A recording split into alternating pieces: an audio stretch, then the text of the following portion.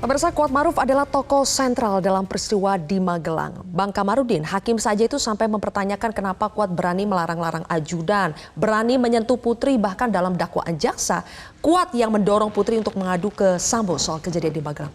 Ada apa dengan Kuat, Bang? Jadi berdasarkan investigasi saya, Kuat ini adalah orang yang paling senior di situ. Jadi dia informasinya sudah bekerja kurang lebih 10 tahun. Di rumah Ferdy Sambo, bahkan mulai dari rumah sebelum dibangun Saguling dia sudah ada di sana. Dan posisinya sebagai sopir? Posisinya sebagai supir daripada PC. Nah kemudian karena dia terpapar COVID, yang lain juga sebenarnya terpapar COVID juga, maka dia kurang lebih 2 tahun off atau tidak bekerja. Baru dia bekerja lagi baru akhir-akhir ini di 2022 dan itu langsung terjadi pembunuhan ini. Berarti sebelum Kuat ini off sudah sempat bertemu dengan Yosua sebelum dia off? 2 tahun itu? Sudah. Nah, sudah jadi ya? apa namanya, di antara para supir dan ajudan ini ada juga saling cemburu-cemburuan. Karena menyangkut kepercayaan daripada si majikan. Misalnya dulu di kalangan ajudan yang paling dipercaya itu dulu adalah yang berewokan yang orang Papua, namanya Matius.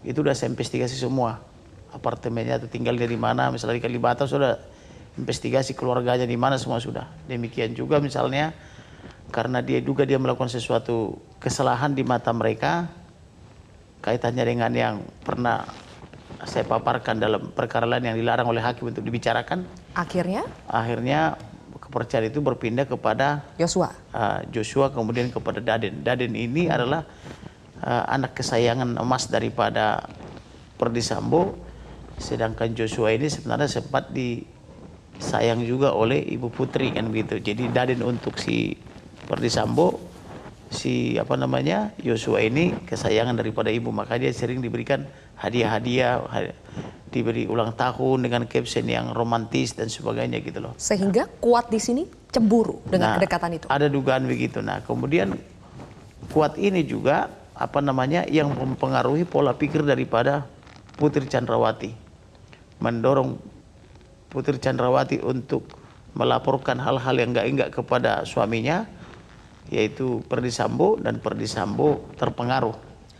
Kok bisa, Bang? Apakah hanya karena sebatas orang lama sehingga berani mempengaruhi pola pikir, berani mengadu ini dan sebagainya? Betul. Apakah karena keistimewaan orang lama itu?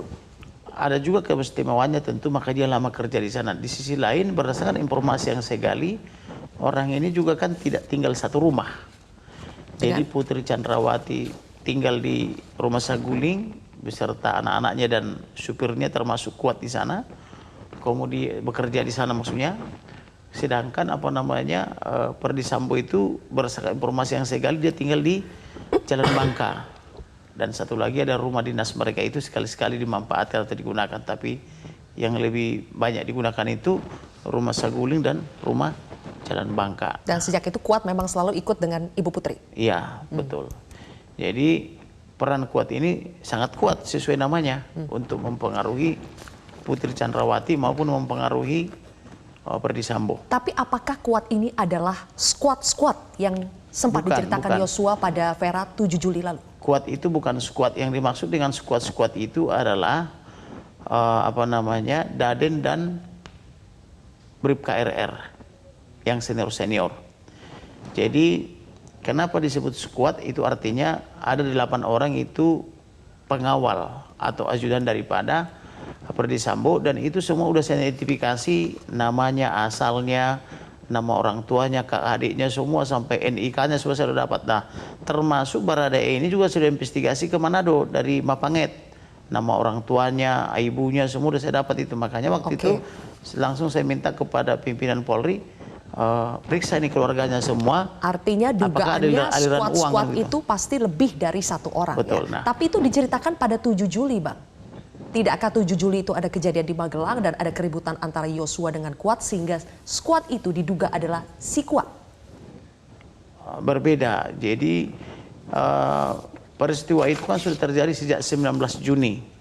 Kemudian terulang 21 Juni terulang terakhir di 7 Juli. Nah, jadi perselisihan di antara mereka ini sudah lama ada, atau kecemburuan. Kalau masih ingat dulu pertama kali mereka membuat framing, oh parfumnya Joshua sama aromanya dengan parfumnya Putri. Oh, Joshua disebarkan informasi berkat ajudan-ajudan ini dia menembak atau mengancam menembak, fotonya Ferdi Sambo, macam-macam lah itu. Jadi diduga orang ini dulu ada sekelompok orang yang merupakan ajudan yang cemburu lah ya dengan kedekatan. Dan kalau kita melihat peran masing-masing itu sebelum pembunuhan, pada saat pembunuhan dan pasca pembunuhan itu masing-masing punya peran, sudah dibagi oleh Ferdi Sambo.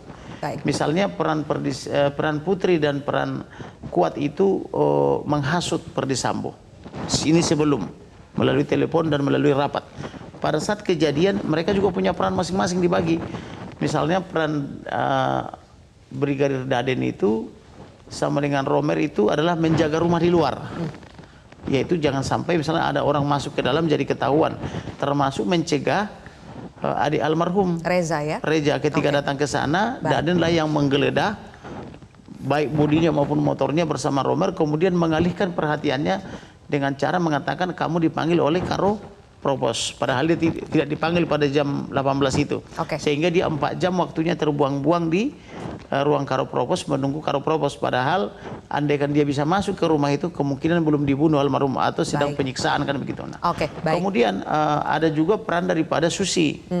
Susi itu ditugaskan untuk mencuci barang bukti, menyiram darahnya atau membersihkan dan sebagainya. Peran daripada yang lain ada juga untuk misalnya memanggil saksi-saksi. Jadi masing-masing ini diduga punya peran sehingga ini bisa menguatkan soal perencanaan pembunuhan itu. Sebelum jadi kita bahas itu jadi lebih jauh, maksud saya di sini 340 itu sempurna terjadi. Perencanaan pembunuhan itu. Misalnya ada yang berperan memanggil AKP Irfan dari Subdit 4 Pidum Polri untuk melucuti CCTV. Waktu itu kan sudah saya katakan, nah, yang disebut dengan petir, makanya saya bilang periksa petir. Yang saya maksud petir itulah AKP Irfan. Kemudian ada juga yang berperan memanggil ahli CCTV. Nanti kita akan bahas lebih jauh, Bang Kamarudin, soal apakah unsur pembunuhan berencana yang sudah terpenuhi berdasarkan sidang-sidang yang sudah dilewati ini dengan saksi-saksi yang dihadirkan. Tapi kalau tadi Bang Kamarudin bilang ini komplotan. Saya ingin mengomentari apa yang sudah disampaikan oleh Pak Samuel. Komplotan. Pak Samuel tadi berpesan kalian ini jangan sampai terbawa arus. Kalian itu kan berarti banyak ya. Pak Samuel berpesan jangan sampai terbawa arus. Kita putarkan terlebih dahulu cuplikan pernyataan dari Pak Samuel dalam persidangan hari ini. RR sama Kuat, tolong dilihat ke sini biar saya lihat dulu bola matamu. Tolong lihat sini. Saya singkat aja. Tadi sudah saya persiapkan. Saya berharap buat kalian berdua. Tadi sudah meminta maaf. Tapi saya berharap dan keluarga besar berharap. Janganlah kalian berdua itu terbawa arus. Paham itu? Kalian sudah bisa baca tulis. Jangan terbawa arus. Kalau Anda berdua terbawa arus, Anda dimakan arus. Paham? Jangan terbawa arus. Apa yang ingin disampaikan Pak Samuel sebetulnya kami akan tanyakan lebih jauh pemirsa usai jeda berikut ini.